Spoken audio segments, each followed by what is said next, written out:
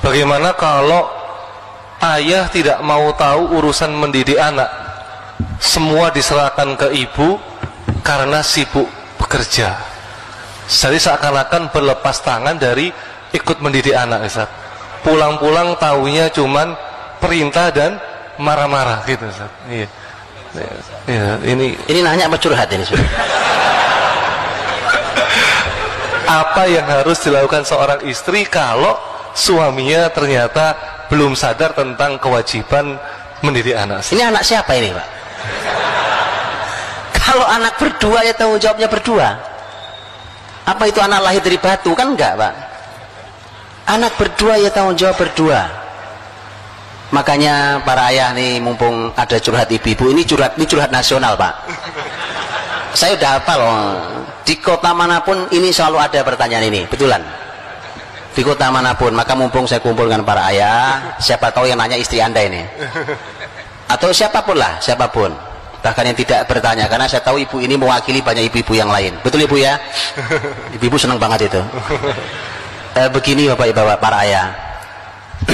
Imam Ibnu Qayyim rahimahullah ta'ala menyampaikan bahwa kalau anak itu rusak penyebabnya ayah.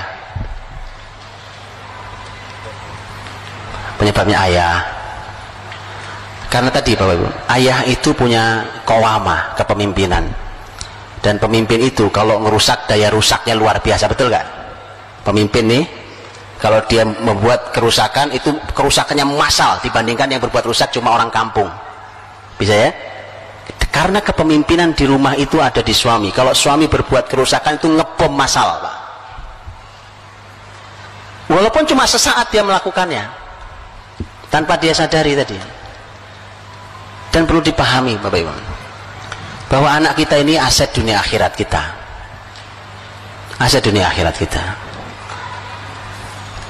Tanggung jawab seorang ayah, selain amal mulia ayah mencari nafkah, para ayah harus paham bahwa mencari nafkah itu hanya sebagian tugas ayah. Hanya sebagian tugas ayah, bukan segala-galanya. Lihat tadi Rasul, siapa yang dinasihati? Sepupunya, bahkan bukan anak beliau, bukan cucu beliau, sepupunya, Pak. Itu mendapatkan bagian jatah dari nasihat Rasul sang ayah. Itu. Jadi nasihat salah satu tugas ayah. Loh, kalau di Quran bicara tentang dialog antara orang tua dan anak, itu Masya Allah mengejutkan datanya di Quran itu.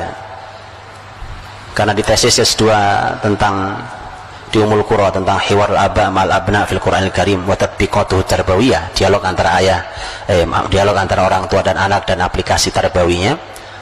Itu ternyata si peneliti tesis ini mengatakan di Quran itu ada 17 dialog, ada dalam 9 surat.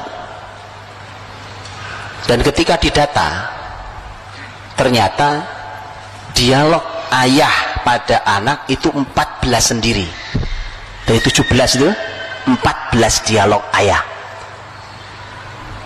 Coba kayak begitu masa bapaknya jadi bapak bisu? Begitu Pak. Jadi jangan hanya marah-marah Pak. Marah-marah itu nggak menyelesaikan masalah ya kan. Masya Allah. Jadilah ayah yang mengagumkan. Mengagumkan itu nggak bisa direkayasa. Ketulusan seorang ayah menjadi ayah yang mengagumkan itu luar biasa. Dan itu memudahkan anak untuk tumbuh dengan baik. Kalau anak punya masalah mudah sekali selesainya, karena dia punya sandaran yang mengagumkan. Maka para ayah nih, saya juga ayah dari anak-anak saya, maka begitu. Laki-laki memang punya tugas luar biasa sih. Kayak saya sekarang nih Pak, kan? Saya baru pulang hari Rabu ini dan Rabu berikutnya baru pulang.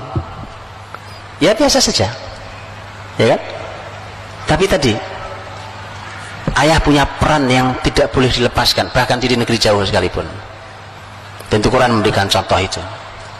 Jadi tidak benar kalau seorang ayah hanya tugasnya nyari nafkah, kemudian setelah itu tahu beres, udah aku udah nyari duit yang banyak, setelah itu urusan kamu. Tidak benar. Karena ternyata Quran saja ketika bicara dialog orang tua dan anak, justru banyakkan dipotret dialog ayah dengan anaknya. Wallahu a'lam.